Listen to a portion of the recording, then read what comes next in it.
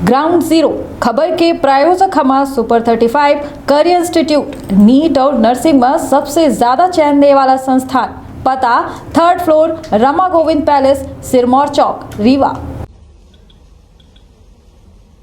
मध्य प्रदेश की खेल, युवक कल्याण और तकनीकी शिक्षा मंत्री आदरणीय श्रीमती यशोधरा राजे सिंधिया जी, भोसले जी, रवि जी, यहाँ उपस्थित सभी अधिकारीगण और मेरी लाडली भांजियों, बताओ मेरे लिए सबसे ज्यादा खुशी का पल कौन सा होता है? जोर से बोलो ना। जब मेरी बेटियां मुझसे मिलती है। अभी मैं देख रहा था किताब, एक छोटा सा फोटो है इसमें, एक बहुत प्यारा फोटो है इसमें। ये फोटो देखो, ये लाडली लक्ष्मी है। तुम भी जब बहुत छोटी छोटी थी तो हो सकता है किसी बेटी को मैंने गोद में उछाला हो, फिर गोद में लिया हो, खूब लाड़ किया हो। सच में मेरे लिए सबसे सुंदर और खूबसूरत पल वही होता है जब मैं अपनी लाडली लक्ष्मी बेटियों के साथ होता हूं। और ये इसलिए होता है कि एक फैसले ने, एक योजना ने बेटियों की जिंदगी बदली है और बेटियों के प्रति जो दृष्टिकोण था समाज का, उस दृष्टिकोण को बदल के रख दिया है। एक जमाना था जब मां की भी इच्छा होती थी पैदा हो तो बेटे ही पैदा हो। हर एक मां की, मैं हर एक की नहीं कहता, लेकिन ज्यादातर ये होता था घर में बेटे ही आए। बेटा मतलब कुल का दीपक, बेटा मतलब बुढ़ापे की लाठी का सहारा, और बेटी मतलब बोझ। और ये चीज मन को बहुत तकलीफ देती थी, बहुत तकलीफ देती थी कि बेटा बेटी में भेद क्यों आखिर? भगवान ने तो दोनों को बनाया। मेरी प्रिय बेटियों, जब विज्ञान ने प्रगति की और ये पता लगने लगा कि आने वाला बेटा है कि बेटी है, तो इतना अन्याय भी हुआ कि बेटा हो तो दुनिया में आने दिया जाए और बेटी हो तो कोख में ही मार दी जाए। बड़ी त्रासदायी स्थिति थी। और तब मन की वेदना से एक ही विचार मेरे मन में आया, अब तुम बड़ी हो गई इसलिए समझ सकती हो कि बेटी बोझ ना रहे, बेटी को वरदान बनाना चाहिए। बोझ क्यों रहे? बेटियां बोझ है भी नहीं।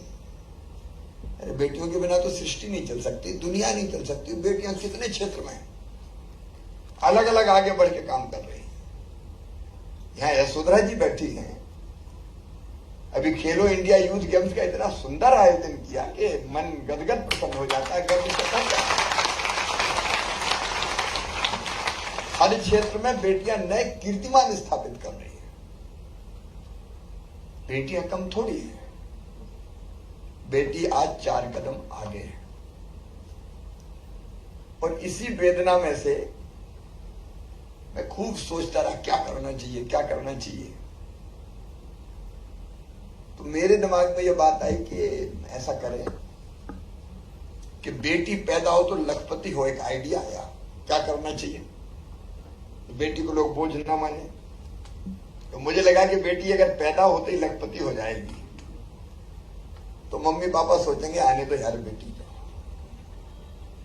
और इसलिए ये योजना बनी कि बेटी के जन्म लेने के बाद उसके नाम से 30,000 रुपए के बचत पत्र उसके नाम से जारी कर देंगे। और फिर पढ़ाई से जोड़ा गया योजना को, क्योंकि बेटियां पढ़ना भी चाहिए। पढ़ना चाहिए कि नहीं? अच्छा, लाडली लक्ष्मी योजना कौन से सन में बनाई, कोई बताएगा? सबको पता है।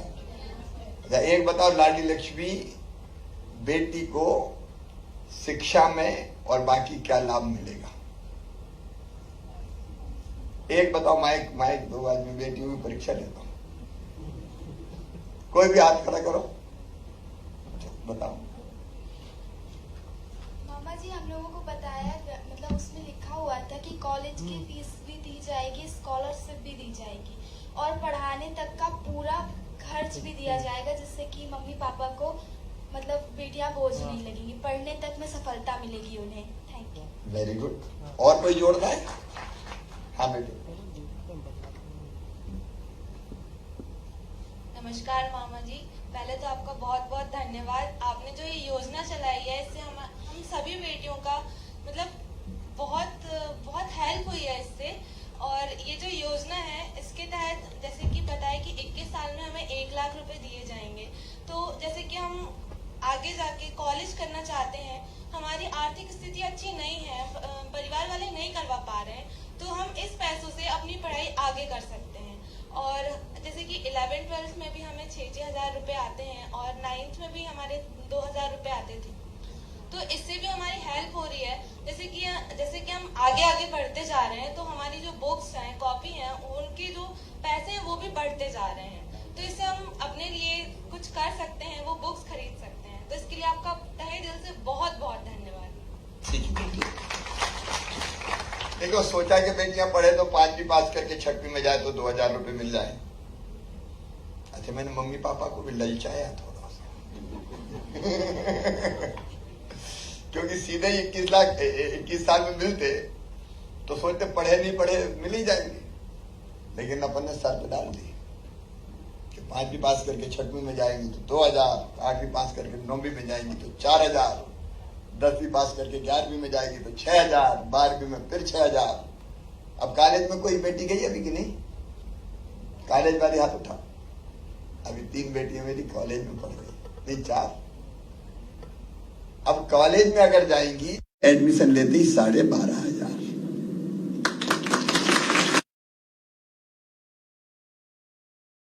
डिग्री लेते ही फिर 12,500।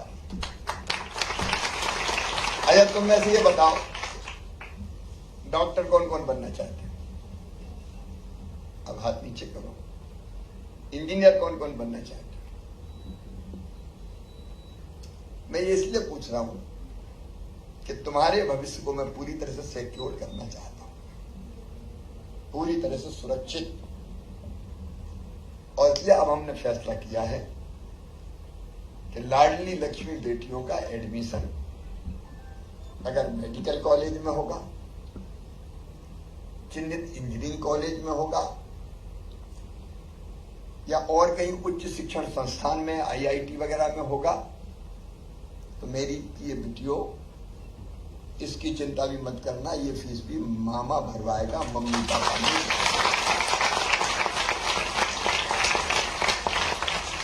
और मैडम, मैं खेलने कूदने की भी कोई योजना इनकी बना दो आप, उसमें कोचिंग, ट्रेनिंग, बाकी कोई चीज। हाँ, क्योंकि बेटियां पढ़े भी और खेले कूदे भी। देखिए, बेटियों को भी स्वतंत्र आकाश में उड़ान भरने दो, उनका भी दिल होता है, सपने होते हैं। हमने बेटियों को ऐसा बना दिया एक जमाने में, तो बेटियां अपनी योग्यता के अनुसार आगे बढ़े, खेले कूदे, और देश की दे ही नहीं योगदान, देश की प्रगति में, प्रदेश की प्रगति में योगदान है। और लाडली लक्ष्मी केवल योजना नहीं है, बेटी लाडली लक्ष्मी एक ब्रांड है बेटियों की सशक्तिकरण का। सशक्तिकरण तुमको दिखाना है ये करके कि हम लाडली लक्ष्मी हैं, तो जरा हटके हैं। पढ़ाई में भी आगे, खेलों में भी आगे, इनोवेशन में भी आगे।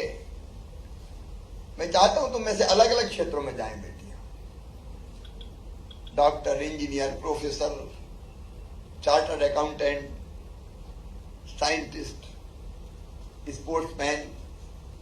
कुछ बेटी अपने स्टार्टअप्स वगैरह शुरू करे बाद में, अभी नहीं कर, अभी 12th में, तो 12th की एजेंसी नहीं होती, लेकिन उसके बाद इंडस्ट्री डाले, बड़े सपने देखो। पंखों से कुछ नहीं होता, हौसलों से तो उड़ान होती है। जो जैसा सोचता और करता है वो वैसा बन ही जाता है। तुम जो चाहोगी बन जाओगी, बस भरोसा रखो। मैं लाडली लक्ष्मी हूं, मामा की लाडली, मैं ये बन के दिखाऊंगी।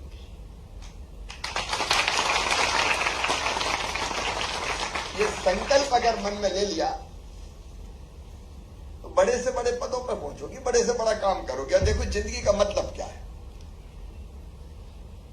एक उद्देश्यपूर्ण और सार्थक जीवन जीना, एक अच्छी जिंदगी।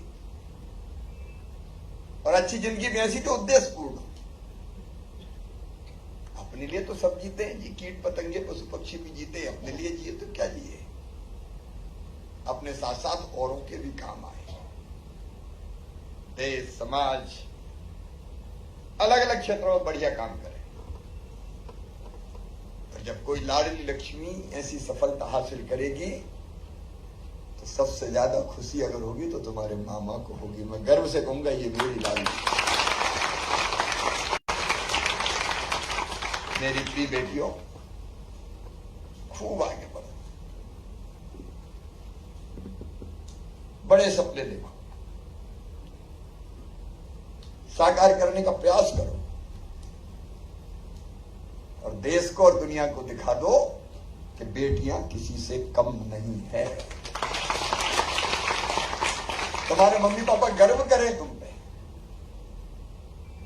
ये हमारी बेटी है। मध्य प्रदेश गर्व करे तुम पे, और मैं भी दुनिया को बता दूं कि देखो ये है लाडली लक्ष्मियां जिन्होंने नया इतिहास रचा। मेरी जिंदगी भी फिटनेस सफल हो जाएगी, मेरा मुख्यमंत्री बनना सार्थक हो जाएगा। बाघा बॉर्डर जाओ, एक्सपीरियंस होता है। जैसा आपको बता रही थी बेटी, चीजें समझो कैसी कितनी कठिन परिस्थितियों में अपनी फौज, अपने सैनिक देश की सीमाओं की सुरक्षा करते हैं। हमने तय किया था कि अपने गांव की माटी ले जाके उन सैनिकों को हम तिलक करेंगे, आभार प्रकट करेंगे देश की सुरक्षा के लिए। और बॉर्डर की माटी लाना और अपने गांव के लोगों का तिलक करना कि हम बाघा बॉर्डर गए थे, देशभक्ति के भाव से भी भर गए। अनंत शुभकामनाएं, खूब आगे बढ़ती जाओ। मामा की दुआएं तुम्हारे साथ है। धन्यवाद। धन्यवाद मामा जी। भारत का राष्ट्रीय ध्वज हमारी शान है। हमारी इस यात्रा को गौरवान्वित बनाने के लिए मैं माननीय मुख्यमंत्री जी से इस यात्रा के दल प्रभारी को राष्ट्रीय ध्वज सौंपने का विनम्र अनुरोध करती हूँ। विद्वान बैठ के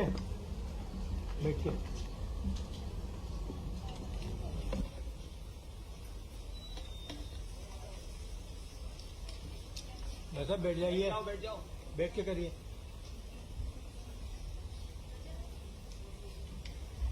भारत का राष्ट्रीय ध्वज हमारी शान है, भारतीयों का अभिमान है।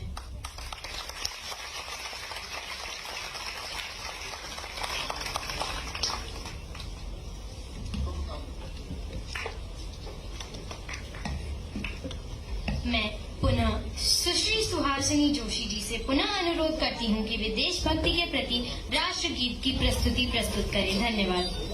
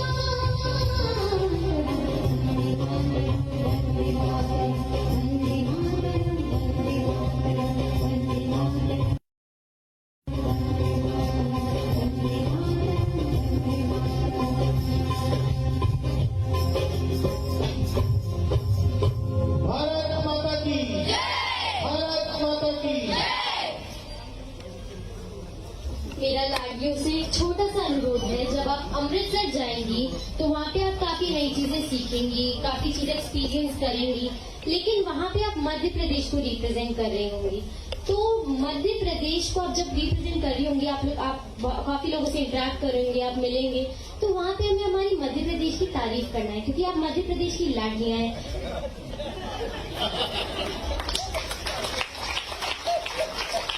एक छोटा सा ही अनुरोध है, आप मध्य प्रदेश को रिप्रेजेंट कर रही हैं, आप मध्य प्रदेश की लाडलियां हैं, तो आपको मध्य प्रदेश की संस्कृति को भी वहाँ पे रिप्रेजेंट करना है।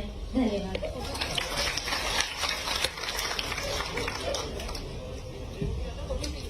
अब मैं माननीय मुख्यमंत्री जी, माननीय सम्माननीय अतिथिगणों एवं हम सब लाडलियों के साथ इन पलों की स्मृति को संजोए रखने के लिए ग्रुप फोटो का अनुरोध करूंगी। कृपया कर लाडलियां एक एक रो से आकर हमारे माननीय सम्माननीय अतिथिगणों के साथ फोटो खींचें। धन्यवाद।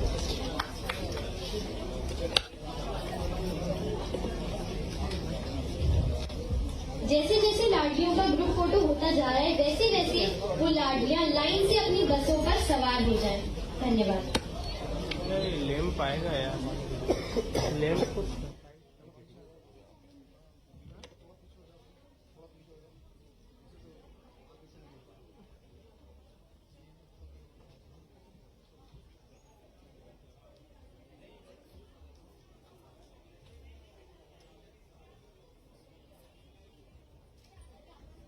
बेटियों के बिना जीवन बेकार होता है, बेटियों के बिना जीवन बेकार होता है, बेटियों से ही तो घर परिवार होता है।